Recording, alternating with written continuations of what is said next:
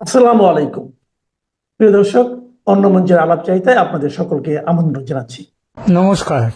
কিন্তু এত কিছুর পরেও কি ভোট আদৌ হবে 12 তারিখে?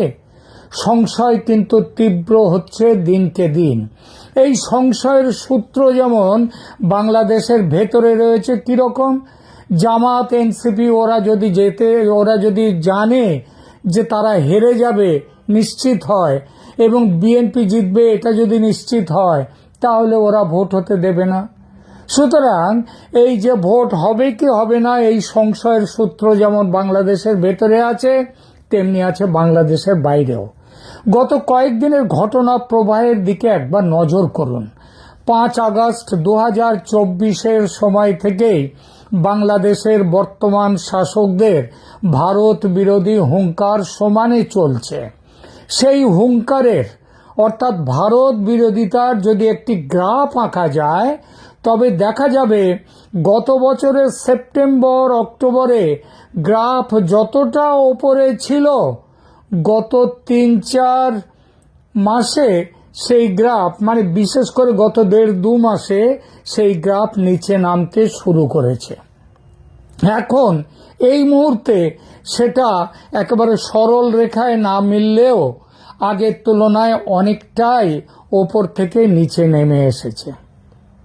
ক্রিকেটের গোলমালটা ছেড়ে দিন, ওটা আসিফ নজরুলদের মতো কয়েকটা মাথা মোটার পাকামো আর পাকিস্তানের তোল্লাই খাওয়ার পরিণাম। ওই যে পাকিস্তান বলেছিল তোমরা বয়কট করো, আমরাও বয়কট করব, তারপর ঠিক সময়ে পাকিস্তান কেমন সুন্দর পিছিয়ে গেল, এখন মর বাংলাদেশ তুই মর। তো এই জায়গায় এনে দিয়েছে। বাংলাদেশের ভোটের বাজারে ভারত বিরোধিতা অনেক উচ্চগ্রামে উঠবে এই ভোটের সময়, এটা ভাবা গিয়েছিল। কিন্তু লক্ষ্য করে দেখুন, তা কিন্তু ওঠেনি। তারেক জিয়া ভারতের সঙ্গে একটি সমঝোতা করে দেশে ফিরেছেন, এটা তো বহুল প্রচারিত খবর। এটা নিয়েও আদৌ তেমন হইহল্লা নেই। যেন ভারত বিরোধিতার হঠাৎ কেউ সেই ভারত বিরোধিতায় লাগাম টেনে দিয়েছে। কিন্তু ঠিক এই সময়েই ভারতের পক্ষ থেকে বাংলাদেশে আশ্চর্য রকমের শক্ত অবস্থান নেওয়া হঠাৎই যেন শুরু হয়েছে। আর ভারতের সঙ্গে সঙ্গে আওয়ামী লীগের নেতৃত্বের মধ্যেও আলোড়ন। যারা অনেকটাই চুপচাপ ছিলেন গত প্রায় 16-17 মাস, তাদের সেই আলোড়ন হঠাৎই যেন তুঙ্গে উঠেছে। এর কোনো কিছুই বিনা কারণে নয়, বিনা কারণে হয় না। এ সব কিছু কোনোটাই আলগা নয়, গভীর সুতো দিয়ে বাঁধা আছে সব কিছু। আওয়ামী লীগের প্রসঙ্গটা দিয়ে শুরু করি। জানুয়ারির দ্বিতীয় অর্ধে দিল্লিতে আওয়ামী লীগের দুটো বড় প্রেস কনফারেন্স হয়ে গেল। এটা কিন্তু প্রথম। তার আগে আওয়ামী লীগের এই ধরনের কোনো প্রেস কনফারেন্স হয়নি।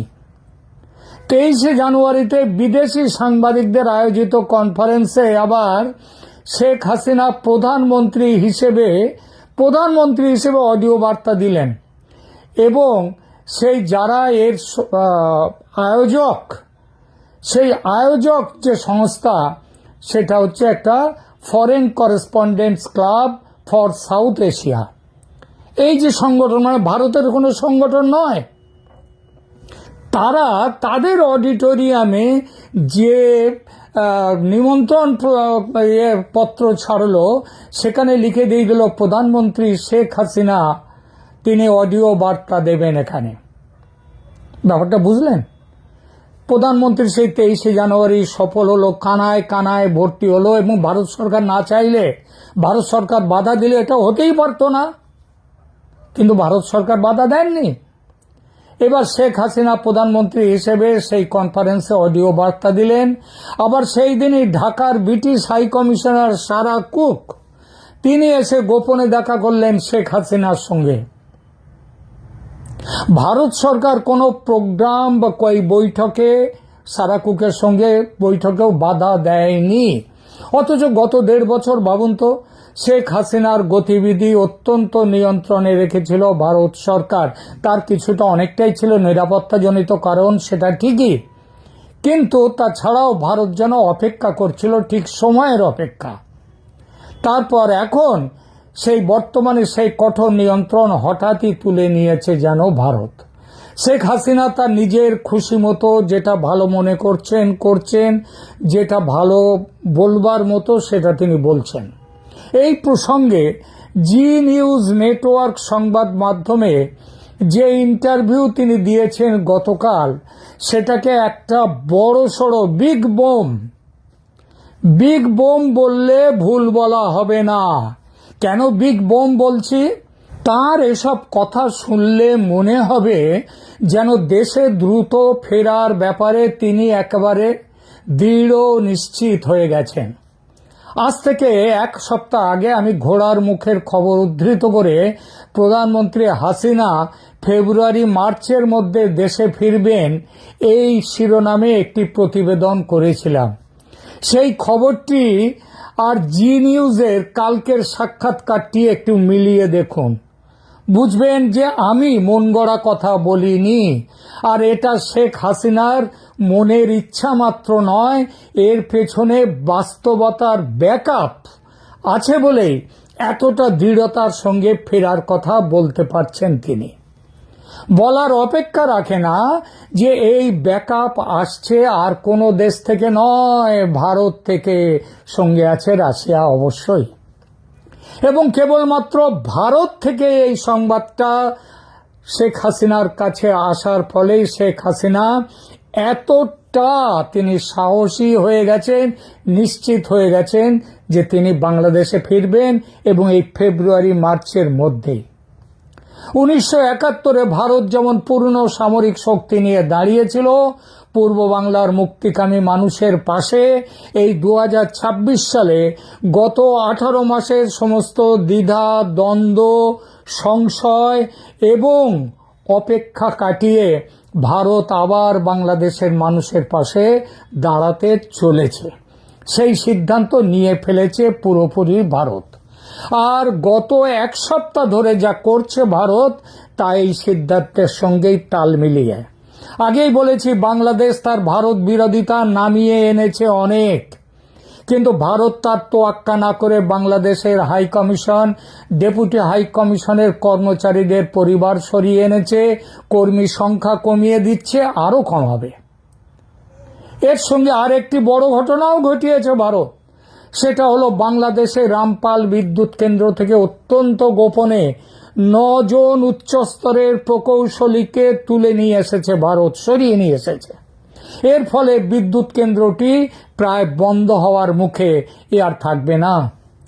রামপাল বিদ্যুৎ কেন্দ্র থেকে ভারতীয় প্রকৌশলীদের এই যে সংগোপনে চলে যাওয়া, এটা বাংলাদেশের জ্বালানি খাতের জন্য একটি বড় ধরনের সংকেত বা সিগন্যাল। বিদ্যুৎ এবং জ্বালানি হলো যে কোনো দেশের লাইফলাইন। এটি স্তব্ধ হওয়া মানে জনজীবন স্তব্ধ হয়ে পড়া। রামপাল তাপবিদ্যুৎ কেন্দ্রটি ভারত ও বাংলাদেশের যৌথ উদ্যোগে এনটিপিসি এবং বিপিডিবি বাংলাদেশ পাওয়ার ডেভেলপমেন্ট বোর্ডের পরিচালিত। উচ্চস্তরের প্রকৌশলীদের চলে যাওয়ার অর্থ হল প্ল্যান্টটির অপারেশনাল নিয়ন্ত্রণ ঝুঁকির মুখে পড়ে গেছে। এটা নিশ্চিতভাবেই ভারতের কৌশলগত চাপ। ভারত ম্যান পাওয়ার ডিপ্লোমেসি ব্যবহার করছে। প্রকৌশলী প্রত্যাহার করার মাধ্যমে তারা অন্তর্বর্তী সরকারকে বার্তা দিচ্ছে যে ভারতের কারিগরি ও আর্থিক সহযোগিতা ছাড়া বাংলাদেশ অচল। শুধু যে রামপাল তা নয়, ভারত থেকে সরাসরি যে 1160 মেগাওয়াট বিদ্যুৎ আমদানি করা হয়, তা নিয়েও অনিশ্চয়তা তৈরি হয়েছে। কারণ প্রচুর টাকা বাকি পড়ে গেছে এবং এই টাকা না দিলে ডলার তো নেই বাংলাদেশের হাতে, সুতরাং বন্ধ হয়ে যাবে। আদানির বিদ্যুৎও বন্ধ হওয়ার মুখে। এর সঙ্গে ফ্রেন্ডশিপ পাইপলাইন দিয়ে যে জ্বালানি তেল যায় বাংলাদেশে, সেটাও আগামী 2-1 দিনের মধ্যে বন্ধ হয়ে যাবে। এর একটাই উদ্দেশ্য, ভারত বাংলাদেশের জনজীবন স্তব্ধ করতে চায়। কেন? কারণ ভারত সরাসরি যুদ্ধ বা দখলদারিত্বের চেয়ে স্ট্র্যাটেজিক প্যারালিসিস বা কৌশলগত স্থবিরতা তৈরি করার দিকে বেশি ঝুঁকছে। যদি বিদ্যুৎ বিভ্রাট, নিত্যপণ্যের অভাব এবং অর্থনৈতিক অস্থিরতা চরম পর্যায়ে পৌঁছয়, তবে সাধারণ মানুষের মধ্যে বর্তমান সরকারের প্রতি ঘৃণা ও অসন্তোষ আরও বাড়বে। ভারত সম্ভবত সেই পরিস্থিতির অপেক্ষা করছে যেখানে জনগণ নিজেই পরিবর্তন চেয়ে রাস্তায় নামবে। অবরোধের ছায়া, দূতাবাসের কর্মী সংকোচন এবং প্রকৌশলী প্রত্যাহার মূলত একটি সফট ব্লকেড বা অলিখিত অবরোধের প্রাথমিক ধাপ। কিন্তু গত 16-17 মাসে তো ভারত এতটা অ্যাগ্রেসিভ ছিল না। তাহলে এখন কেন? কারণ এই 12ই ফেব্রুয়ারির নির্বাচন। ভারত চেয়েছিল একটি অবাধ, সুষ্ঠু, সব রাজনৈতিক দলের অংশগ্রহণের মাধ্যমে তৈরি হোক একটি সরকার। বাংলাদেশ তাতে কর্ণপাত করেনি। আমেরিকা ও পশ্চিমের দেশগুলোর ষড়যন্ত্রে জামাতের উগ্র ধর্মীয় সরকার প্রতিষ্ঠার সিদ্ধান্ত নিয়েছে পশ্চিমী দুনিয়া, আমেরিকা। এই পরিস্থিতি ভারতকে বাধ্য করেছে একটা ড্রাস্টিক অ্যাকশন নিতে। আমি বহুদিন ধরে বলে আসছি, সামরিক অভিযান ভারতের ফাইনাল অপশন, একদম চূড়ান্ত। তার আগে অবধি সমস্ত অপশনগুলো তারা দেখে নেবে। তার আগে জনজীবন পুরোপুরি স্তব্ধ করে দেওয়ার এই প্রক্রিয়া, আর সেটা ভারত করবে 12ই ফেব্রুয়ারির ভোটের আগেই। 12ই ফেব্রুয়ারি নির্বাচনের জন্য যে পরিবেশ প্রয়োজন, বর্তমান পরিস্থিতিতে তা ক্রমেই ঘোলাটে হচ্ছে। জ্বালানি সংকট এবং কূটনৈতিক টানাপোড়েনের মধ্যে একটি জাতীয় নির্বাচন আয়োজন করা অত্যন্ত কঠিন। যদি বিদ্যুৎ না থাকে এবং জনজীবন স্তব্ধ থাকে, তবে ভোটারদের উপস্থিতি এবং ভোট কেন্দ্রের নিরাপত্তা নিশ্চিত করা দুষ্কর। নির্বাচন তাই স্থগিত হওয়ার সম্ভাবনা আছে। রাজনৈতিক মহলে জল্পনা চলছে যে যদি নিরাপত্তা পরিস্থিতি এবং অর্থনৈতিক সংকট নিয়ন্ত্রণ না করা যায়, তবে অন্তর্বর্তী সরকার নির্বাচন পিছিয়ে দিতে বাধ্য হবে। ভারত এই অনিশ্চয়তাকেই ত্বরান্বিত করতে চাইছে, যাতে তাদের পছন্দের সমীকরণগুলো মেলানোর সময় পাওয়া যায়, যাতে কোনো নিরপেক্ষ তদারকি সরকার এসে আওয়ামী লীগের ওপর থেকে নিষেধাজ্ঞা তুলে নিতে পারে, নির্বাচনের দিন নতুন করে ধার্য করতে পারে এবং ফ্রি, ফেয়ার ও ইনক্লুসিভ নির্বাচনের ব্যবস্থা করতে পারে। আপনি যদি লেগে থাকেন, চেষ্টা চালিয়ে যান, ধৈর্য ধরে নিয়মিত কাজ করতে থাকেন, আপনার কাজের মধ্যে ধারাবাহিকতা থাকে, তাহলে আপনি একদিন সফল হবেনই।